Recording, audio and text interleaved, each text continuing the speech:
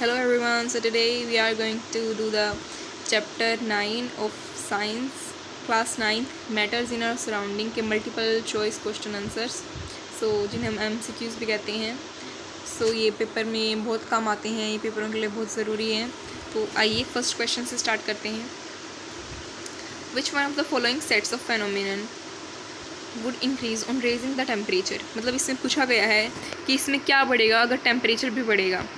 तो फर्स्ट है diffusion, evaporation, compression of gases.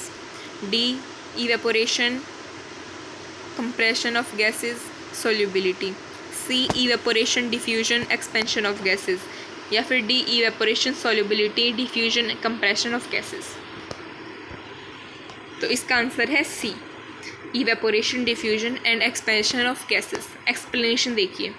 Evaporation happens because of the conversion of liquid into gas and this happens because of observation of temperature by the liquid।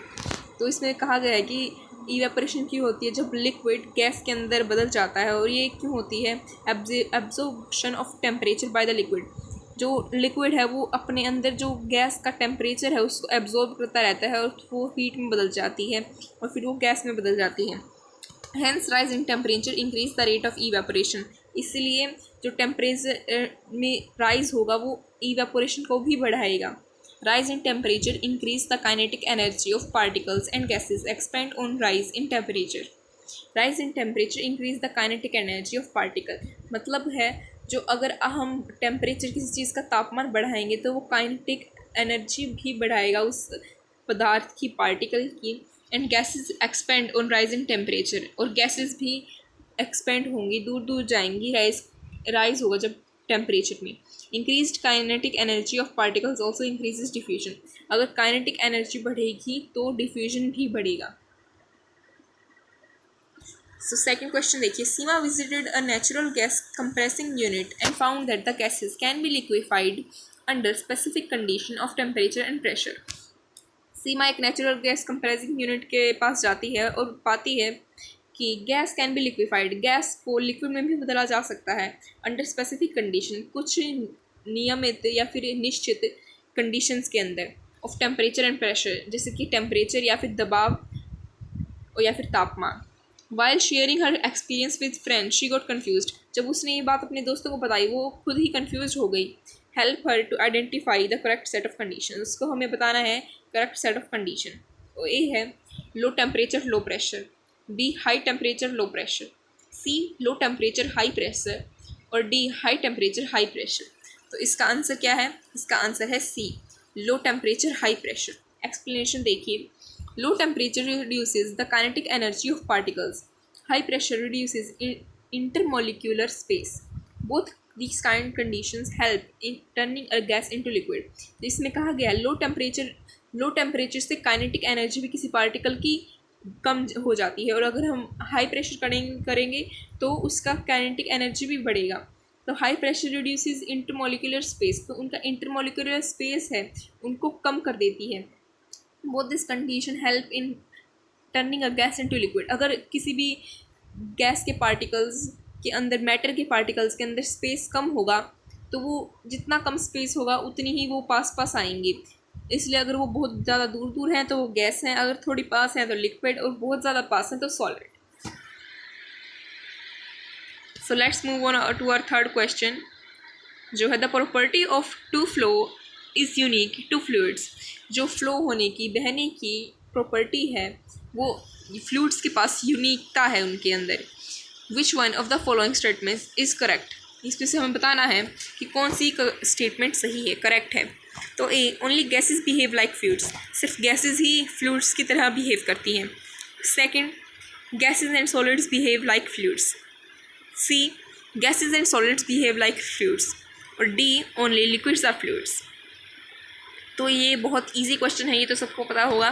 तो इसका answer है सी, gases and liquids behave like fluids। Explanation: in gases and liquids spaces between the molecules is enough which facilitate to flow this of this matter. इसमें कहा गया है जो gases में है और लिक्विड्स में है वो स्पेस काफ़ी ज़्यादा होता है मैटर्स पार्टिकल्स के अंदर, तो वो आसानी से फ्लो कर पाती है। लेकिन जो सॉलिड है उनके स्पेसिस के उनके पार्टिकल्स के बीच में स्पेसिस नहीं होती, इससे कारण वो फ्लो नहीं कर पाती हैं। तो आइए फोर्थ क्वेश्चन पे चलते हैं। During summer water kept in an earthen pot becomes cool because of the phenomenon of. हम अर्थन पॉट मतलब मटका, उसमें पानी रखा हुआ है वो ठंडा हो जाता है, क्यों होता है, वो किस घटना के आधार पर होता है? तो ए है डिफ्यूजन, बी ट्रांसपिरेशन, सी ऑस्मोसिस या फिर डी इवेपोरेशन। तो इसका आंसर है D evaporation. Explanation: evaporation reduces the temperature of surrounding. Due to this, water in earthen pot cools down.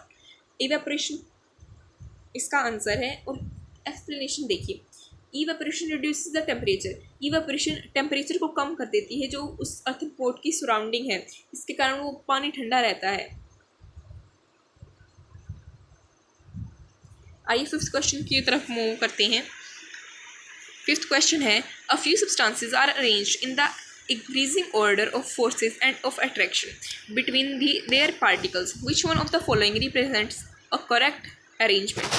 इसमें कह रखा है few substances are arranged in the increasing order of force of attraction. मतलब उनका जितना force of attraction है उसके ही increasing order में वो डाले गए हैं। मतलब पहले जिसका फोर्स ऑफ एट्रैक्शन कम होगा वो पहले आएगा, उसके बाद बढ़ता जाएगा, वो आगे आगे जाता जाएगा। तो हमें इनको फॉलोइंग करेक्ट अरेंजमेंट में करना है, मतलब इनका सीक्वेंस सही करना है। मतलब सबसे पहले सबसे कम जिसके अंदर फोर्स ऑफ अट्रैक्शन है, उसके बाद उससे ज़्यादा जिसके अंदर है, या फिर उसके बाद सबसे ज़्यादा किसके अंदर है। तो हमें पता है फोर्स ऑफ अट्रैक्शन सबसे ज़्यादा होता है सॉलिड्स के अंदर, उसके बाद होता है लिक्विड्स के अंदर, और सबसे आखिरी में होता है गैस के अंदर। तो ए देखिए water air wind, B air sugar oil, C oxygen water sugar, और डी साल्ट जूस एयर। तो इसका आंसर है सी ऑक्सीजन वाटर शुगर। अब ऑक्सीजन है वो गैस है, वाटर है लिक्विड है, और शुगर सॉलिड है, और सॉलिड के अंदर सबसे ज़्यादा होगा इसलिए वो सबसे पीछे आएगी। एक्सप्लेनेशन है forces of attraction between particles is the least in gases and maximum in solids.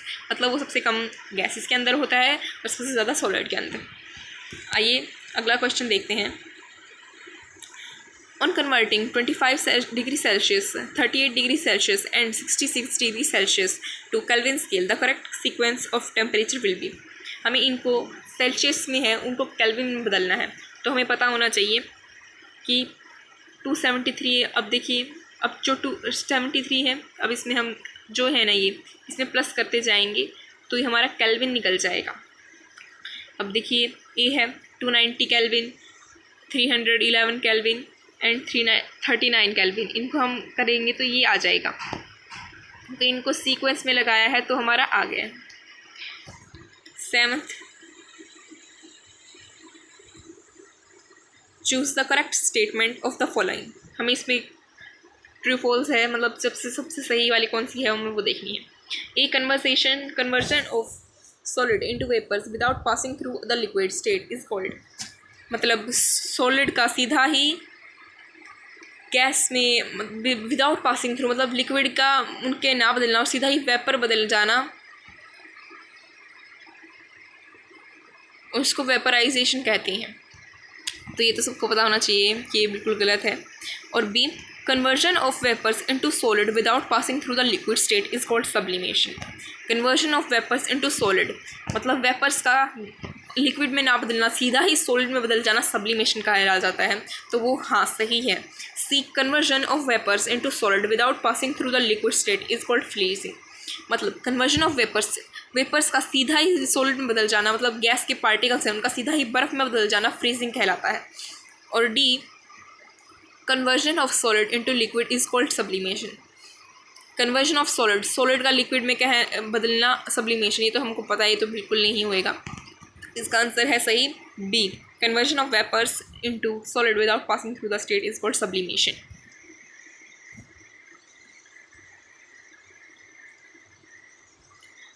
Eighth question है the boiling point of diethyl ether acetone and butyl alcohol are 35 degree Celsius, 56 degree Celsius and 118 degree Celsius respectively. Which one of the following correctly represents their boiling points in Kelvin scale? तो ये आपको learn करनी है. अगर आपने इनकी table अगर आपको अच्छे से याद करनी है तो आप मेरे चैनल पे देख सकते हैं. मैंने उनकी अच्छे से वीडियो एक डिटेल्ड वीडियो बनाई हुई है एक टेबल्स की, तो आप उस पर जाकर देख सकते हैं. तो इसका आंसर है C, 308 kelvin, 329 kelvin and 391 kelvin. Explanation क्यों हुआ ऐसा. Add 273 to each Celsius scale to convert them into kelvin scale. मतलब अगर हमें किसी भी सेल्सियस को अगर केल्विन में चेंज करना है तो 273 उसमें प्लस कर दो. अगर किसी भी केल्विन को सेल्सियस में चेंज करना है तो उसमें से 273 माइनस कर दो. Okay.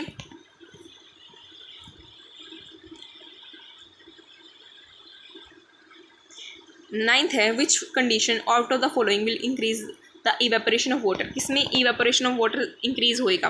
A increase in temperature of the water, B decrease in temperature of the water, C less exposed surface area of water या फिर D adding common salt to water. तो इसका आंसर है A, increase in temperature of water. Explanation ऐसा क्यों हुआ. The rest of the option reduce the rate of evaporation of water. जो ए को छोड़कर बाकी सब में ना जो इवेपोरेशन है वो कम हो रही है. अब decrease the temperature of water, हम पानी का टेम्परेचर ही डिक्रीज़ कर देंगे तो इवेपोरेशन तो होगी ही नहीं, कम होगी, क्योंकि हमें पता है कि बॉइलिंग पॉइंट होता है 100 डिग्री और बॉइलिंग से ही वो गैसेस में परिवर्तित होते हैं.